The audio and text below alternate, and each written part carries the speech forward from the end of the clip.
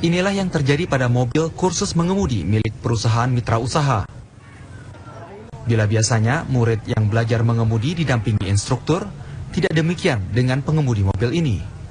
Menurut saksi, mobil ini dikendarai perempuan tanpa ada orang lain di dalam mobil. Pengemudi terluka dan langsung dibawa ke rumah sakit terdekat. Saksi menduga pengemudi baru belajar menyetir karena terlihat belum menguasai cara mengendalikan mobil, karena sebelum jatuh ke selokan air yang dalam ini, mobil lebih dahulu menabrak pagar pembatas.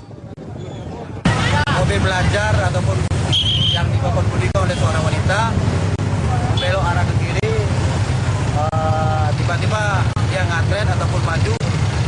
Tapi yang jelas kronologinya lagi diselidiki oleh pihak unit laka Polres Aceh Barat.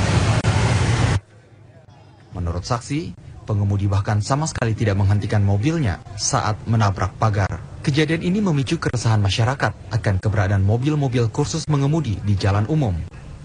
Karena peristiwa semacam ini mungkin terulang dan bisa mengancam keselamatan pengguna jalan di lain kesempatan.